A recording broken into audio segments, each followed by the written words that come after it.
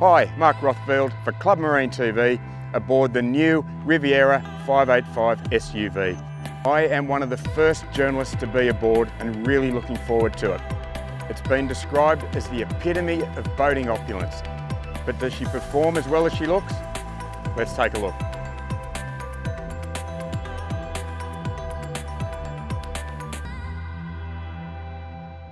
Joining me now is Stephen Milne, the Brand and Communications Director at Riviera. And Steve, we're talking performance, so tell me about the blue water pedigree of Riviera hulls. Mark, this is an SUV, and at Riviera, our SUV class is a crossover. It's two boats basically rolled in one. All that single level living of a sport yacht, but with all of the robustness of a sports motor yacht. And this boat has the sports motor yacht hull. So it's a true blue water boat. And later you'll see the 58 sports motor yacht version of this boat. So they're boats that are designed to go to sea, boats that are designed to be able to withstand extended coastal cruising, and they've got that pedigree to give you that confidence to go further afield.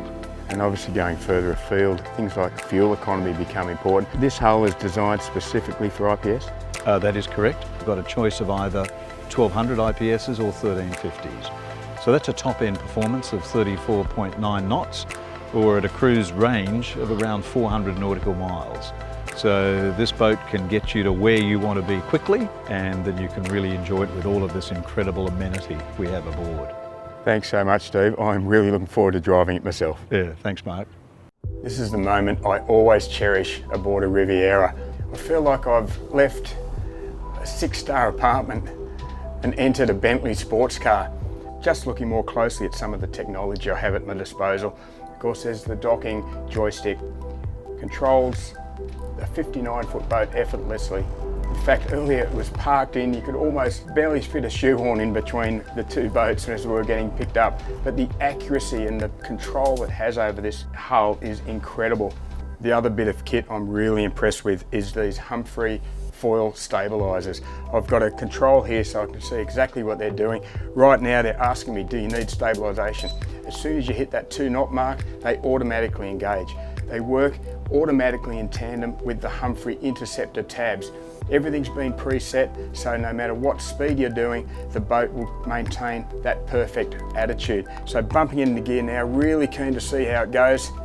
With these 1,000 horsepower motors fitted, I don't think this is going to take very long. So here we go, just 4 knots at the moment, flat throttle,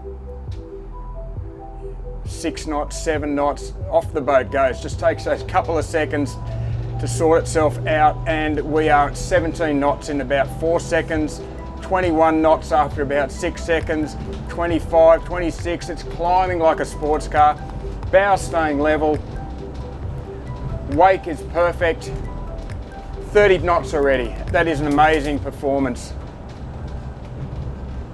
The 900s would do a sterling job as well, but I'm a big fan of having that extra horsepower if you can afford it.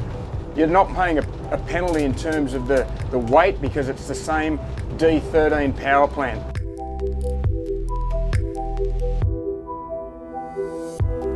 At 1250 revs, our speed is now 12 knots and fuel usage is just 88 litres per hour. Incredible cruising speed. Bumping up now, I really want to see where that planing transition is. 17 RPM, 18, 19 knots, 192 litres per hour in fuel usage. Still really good. The hull is riding so softly.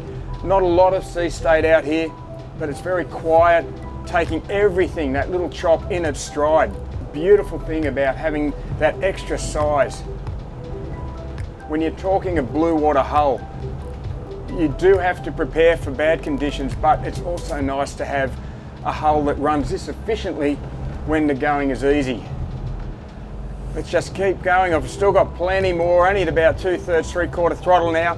Here we go, 2300 RPM now, and it's dancing along 28, 29 knots already. Effortless, that punch, that mid-range torque that these IPS motors have. I think this boat is going to be capable of 33, 34 knots. Here we go, flat out now, trimmed out perfectly. The boat is just skipping along. For such a big boat, it feels like a runabout. Absolutely perfect. Looking down, there's 34 knots. The easiest 34 knots you will ever get. Fuel usage is 380 litres an hour.